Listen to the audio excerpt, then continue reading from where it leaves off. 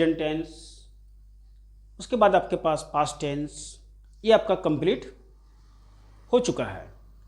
आज का जो आपका क्लास है लास्ट आपका फ्यूचर टेंस आपका आज स्टार्ट होने वाला है। फ्यूचर टेंस, तो फ्यूचर टेंस में आपका क्या क्या आते हैं, स्ट्रक्चर क्या बताता है, इसका पहचान क्या होता है, एग्जाम्पल क्या है, आज इसके बारे में हम लोग बात करेंगे। तो क्लास को बिना स्किप किए वीडियो को देखिएगा, समझिएगा। तो चलिए आज हम लोग फ्यूचर टेंस के बारे में समझते हैं कि फ्यूचर टेंस का जो फर्स्ट आपके पास है जो कि सिंपल होता है वो आपका क्या बताता है। तो आज हम लोग फ्यूचर टेंस में देखिए जा रहे हैं फ्यूचर टेंस, जिसको हम लोग क्या कहते हैं, जिसको हम लोग भविष्यत काल कहते हैं। क्या कहते हैं हम लोग इसको? भविष्यत काल। भविष्यत काल जो कि आपका टेंस का एक थर्ड पार्ट है, भविष्यत काल। अब भविष्यत काल ये होता क्या है? तो जो कि हमारे आने वाले समय को बताता है। आने वाला समय जिसको हम लोग फ्यूचर टेंस कहते हैं, जो कि मेरा आने वाला समय, जो समय मेरे पास अभी आया नहीं है लेकिन आने वाला है, उसको हम लोग फ्यूचर टेंस या तो भविष्यत काल हम लोग कहते हैं।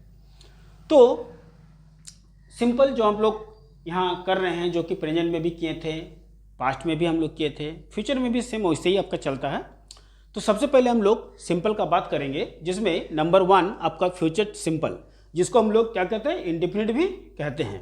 तो फ्यूचर टेंस जिसको हम लोग सबसे पहले फ्यूचर सिंपल जिसको हम लोग इंडेफिनिट भी कहते हैं, मैंने यहाँ पर सिंपल लिखा है, इंडेफिनिट आप ध्यान अपना मेमोरी में रखिएगा कि इसको हम लोग इंडेफिनिट भी कहते हैं। मैंने प्रीवियस क्लास में भी आपको बताया था कि सिंपल जो होता है इसको इंडेफिनिट कहा जाता है, और जो कंटिन्यूस होता है उसको हम लोग प्रोग्रेसिव भी कहते हैं और इम्परफेक्ट भी कहते हैं। तो सारा तो लिखना पॉसिबल नहीं है, इसलिए आपको अपना मेमोरी में कुछ कुछ चीज़ को याद रखना होगा। तो चलिए हम लोग समझते हैं कि फ्यूचर सिंपल क्या बताता है। इसका स्ट्रक्चर में देखिए बताता है कि subject plus will oblique shall, will और सेल, सब्जेक्ट के अकॉर्डिंग विल सेल और वर्ब 1 ये आपका बताता है, और साथ में आपका ऑब्जेक्ट जो है वो आपको ले लेना है। अब यहाँ पर स्ट्रक्चर में जैसे मैंने यहाँ पर सब्जेक्ट जैसे बोला, तो सब्जेक्ट तो एज वी लाइक, आप जो भी आपको ठीक लगे आप लिख सकते हैं। वर्ब भी आप अपने हिसाब से ले सकते हैं जो आपको ठीक लगे। पहचान इसका लेकिन गा गे गी का आता है। क्या आता है लास्ट इसका पहचान? गा गे गी, जैसे खाएगा, जाएगा, गाएगी, सोएगी, इस तरह का।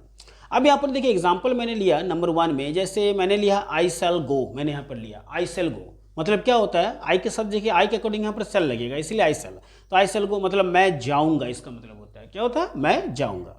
अगर हम लोग नंबर 2 का बात करते हैं तो नंबर 2 में देखिए दे विल कम लिखा हुआ, दे के साथ अकॉर्डिंग हम लोग यहाँ पर विल लगाएंगे। एक्चुअली हम लोग सेल जो है आई में ही लगाते हैं, जहाँ जहाँ आई मिलता है हम लोग सेल, लेकिन ये एक्चुअली पुलर को दर्शाता है, लेकिन फ्यूचर टेंस जो होता है वो कहता है कि आप बाकी जगह में विल लगा के भी अपना बना सकते हैं।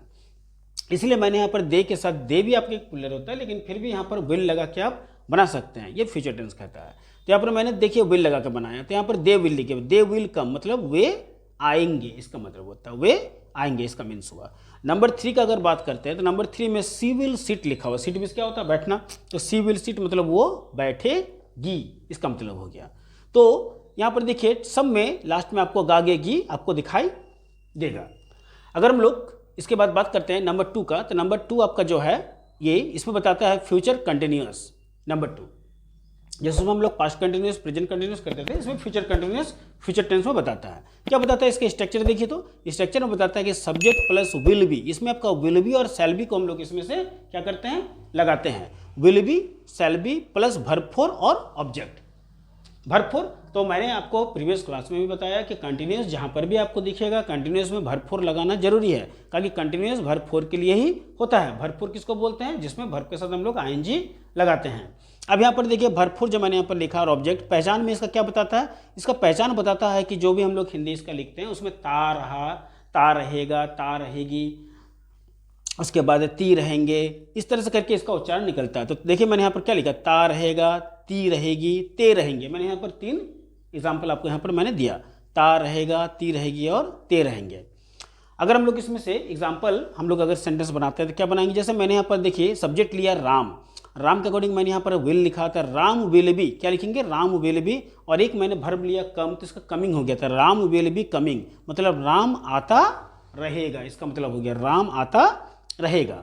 और मैंने दूसरा जो सब्जेक्ट लिया उसमें ले लिया मैंने विल, इसमें भी विल मैंने लिया, काहे कि मैंने बोला था कि आई के साथ सेल लगता है, तो मैंने यहाँ पर आई तो कहीं लिया नहीं सेल, तो यहाँ पर विल, तो you will be reading, you will be reading मतलब तुम पढ़ते रहोगे, यू तो मतलब तुम आप दोनों होता है, मैंने यहाँ पर तुम लिखा है, तो तुम पढ़ते रहोगे।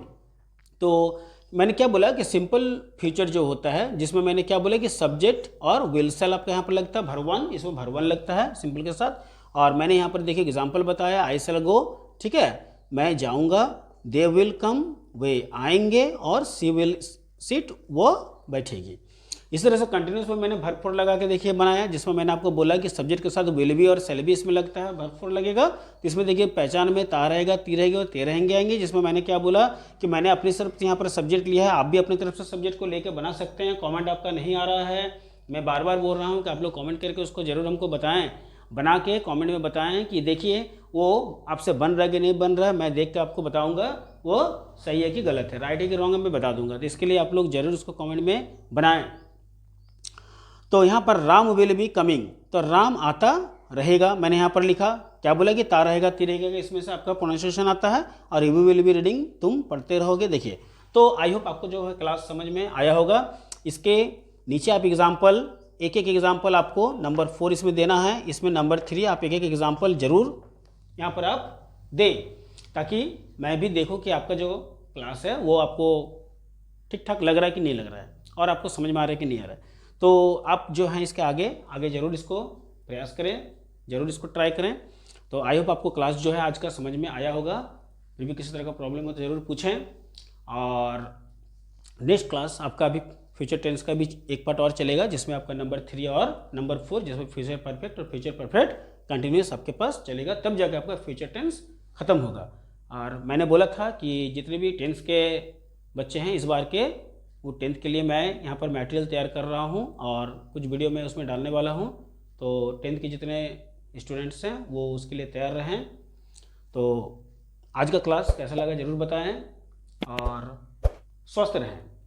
अगर क्लास अच्छे लगे होंगे तो क्लास को शेयर करिए, कमेंट तो ज़रूर करें, कमेंट में रोज़ बोलता हूँ करने के लिए, शेयर करिए, लाइक करिए, और नए हो तो सब्सक्राइब जरूर कर दें। तो नेक्स्ट क्लास के लिए फिर आप तैयार रहें, ठीक है, स्वस्थ रहें, be healthy and take care and bye.